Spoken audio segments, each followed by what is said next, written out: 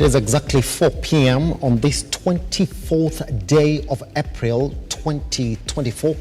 You're just in time for trending news at a time when the entire country is drenched. Nairobians are experiencing unprecedented floods. People in Mathare are going to be homeless. The governor is speaking. The country is demanding answers on what to do next. This evening, we're going to show you exactly what is trending online, and floods are number one. I'll be reading you some of the comments and sentiments of majority of Kenyans as we clear our 4 p.m. news. This is a trending news, top stories that we have for you right now as we prepare our way to 7 p.m. and 9 p.m. Now, hundreds of residents in Mathare area have been left homeless as 10 people remain unaccounted for after heavy rains triggered floods overnight. Businesses continue to estimate losses as transportation activities are greatly disrupted in Nairobi and its environs. This comes as the government intensifies efforts to urge Kenyans to move to safer areas. So far, 38 people have been reported dead due to the floods in the country.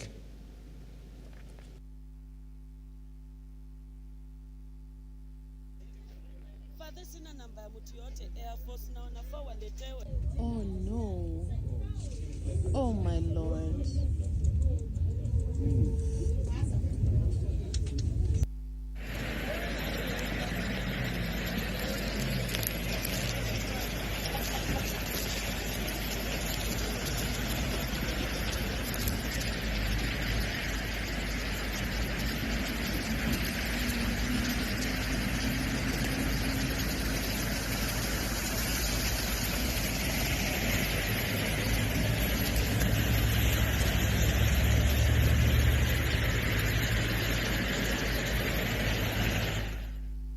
The Utamaduni Day public holiday has been renamed to Mazingira Day following President William Ruto's assertion to the Statute Law 2024.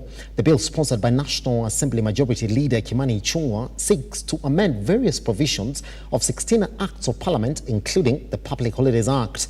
The change will therefore see Mazingira Day being observed on the October 10th of every year to have Kenyans participate in environment conservation activities, including tree planting, in line with the government's efforts towards accelerating forest restoration and address climate change.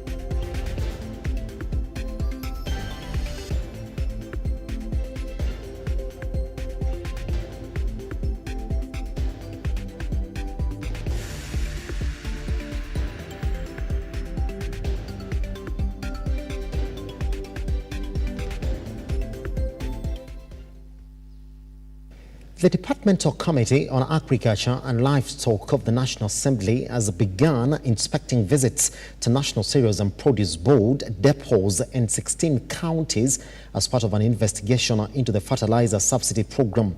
This investigation was prompted by complaints from farmers nationwide alleging that certain dishonest suppliers had provided low-quality fertilizer to the National Cereals and Produce Board depots. Wakulima wetu wengi hata wenye nilikuwa nao hapa wamenunua wakapanda nayo. Kama in case itakuwa ni mbaya, tutakuwa tumesaidia nchi. Na president wetu anasema tunataka tumalize njaa Kenya hapa. Na njaa kumaliza ni kupata fertilizer nzuri ndio tupate masao. Lakini kuhusiwa vitu kama hii watu wajui. Na kampuni kama sasa hii mlichua kampuni zingine mmesuspend nini imewekwa kando. Mbona tujane watu wa masiku wamewekwa ndani?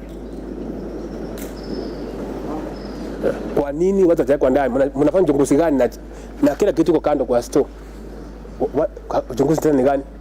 Mimi msaidie sisi sisi ni wakulima, tunataka usaidizi ya kusalisha masao njaa ise Kenya. Hiyo ndio haja yetu kubwa. Hakuna kitu kingine tunataka. Tumeleta pesa kwa kampuni, kwa serikali tumelipa. Hii ni siti ya kampuni, si ya mtu yote, ni siti ya kampuni. Tumelipa na sasa hakuna tutafanya. Kama sijafanya nilikuwa forced kwenda kununua tena fertilizer nyingine kupanda nayo, nikawachana na hii. Serikali amejua ya kwamba hii kitu ni mbaya. Serikali wanasema kuna mkono mrefu, na hii mkono mrefu achafikia yule alitengeneza hii vitu, kwa sababu hatuchasikia. Kwa hivyo mimi nasikia uchungu sana. Haya, ya pili, saa hii naona mvua inanyesha. Tutapanda lini? Na nyinyi mnasema mnakuja kuchunguza alafu mwende bunge. Sasa wakati mnaenda bunge, sisi tutafanya nini? Na mbegu iko hapa kwa store. The government has refuted allegations suggesting that the affordable housing units currently under construction won't cater to low-income Kenyans.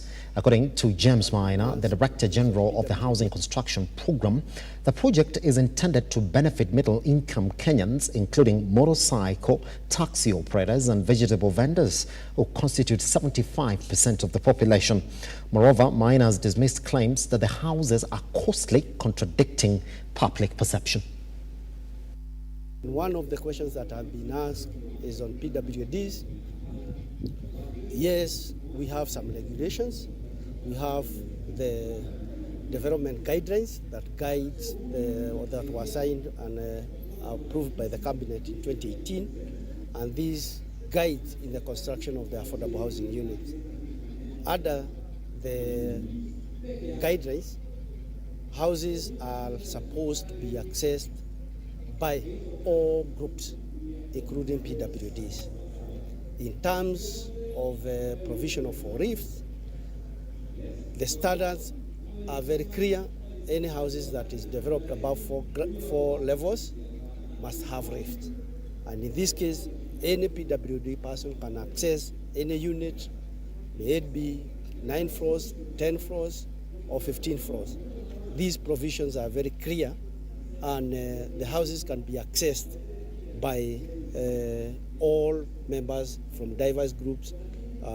May it be the PWDs, they can be able to access the houses. That was one of the questions that was raised. And we also act within other registrations and other policy guidelines that are within the county government and also by the national government. Currently, there is the building code bylaws, building code that was approved in March 2024, I think February 2024, and this law also contains all the building standards that are supposed to be followed, and the affordable housing follow to the letter all these guidelines. These houses are accessible to everyone. It is not true that they are only affordable on paper. No. These houses are affordable to all classes of income. More than 1,000 students from Mombasa, Kwale and Taita Taveta counties, sponsored by the Wings to Fly project, alongside the government's education scholarship program, have been assembled at a camp to learn on moral issues akin to the importance of avoiding drugs in school.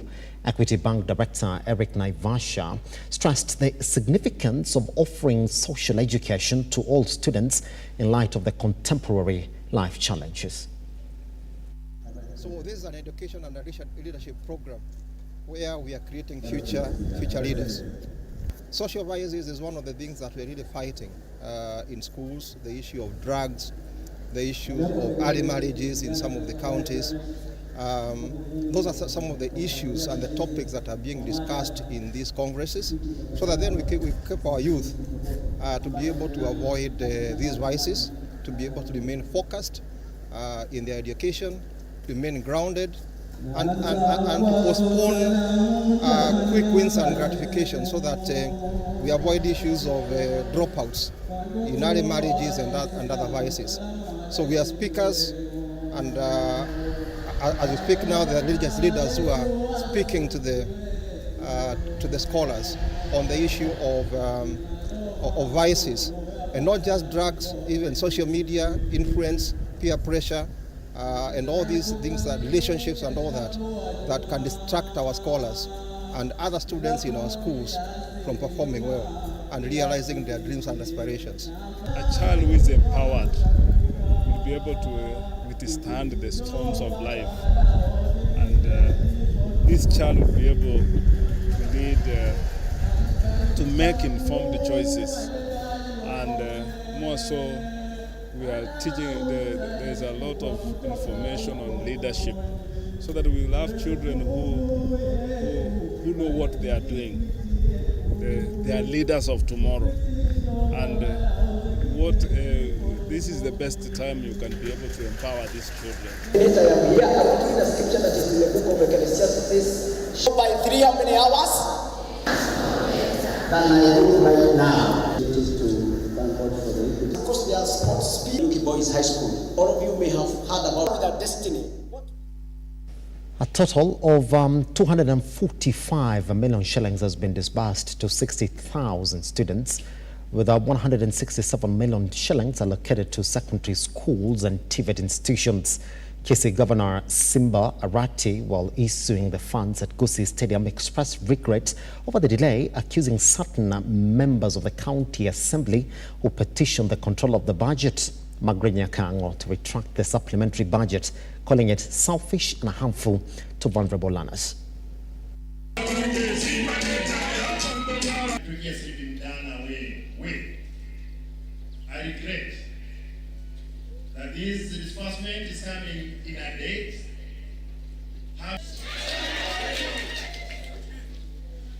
I agree with the leader of minority, but for this kind of criminal action, where we're going to kill the ambitions, the lives of so many people, those people must be ashamed and they should come back, apologize to our people. I'm sorry, I know some students are sent away from school, whereas we had the checks here. I feel for you, my people. But as a leader, I'll stand with you through thick and everything. Our quest to support needy students is to afford the medication which is worth equalizer, enabling all scale the socio-economic and political leadership ladder. Importantly, the county bursary fund targets students from needy backgrounds who are in various secondary schools. This year, we have factored in those in vocational training centers also benefit from the county bursary. As I promised last year, the bursary kitty has been increased from 145 million to 245 million shillings. Each electoral ward has been allocated an average of 5 million Kenya shillings. Top of the trending issues at this particular hour is Nairobi. And I'll read for you a couple of tweets of what Kenyans are talking about the state of flooding in the country. Edwin Sifuna was talking about how the situation in Nairobi has escalated to extreme levels. The county government, for all its efforts, is clearly overwhelmed. He says, we need all national emergency services mobilized to save lives. I'm also going to add another tweet here of Kenyans who are talking about this flood. The situation is getting worse. This is according to Dave Money around Nairobi. Stay safe out there, guys, and stay at home if you can. So a final tweet on this one, on how bad it is.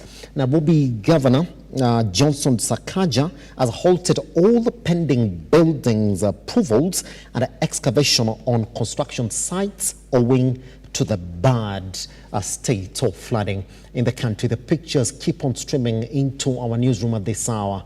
Majority of Kenyans, and those especially at Mathare, are going to spend sleepless nights tonight outside as their houses are completely submerged under the floods. The situation at Thika Road, not good. We have unconfirmed reports of some clashes around the Githurai area.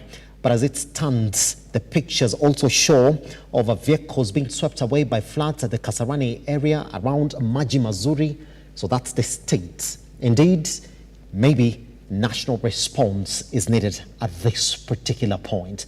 Thank you very much. Those are the stories that we have for you as we work our way all the way to 7 and 9 p.m. this morning.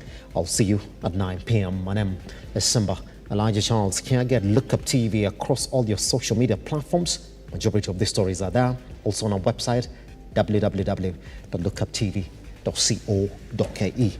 Good evening.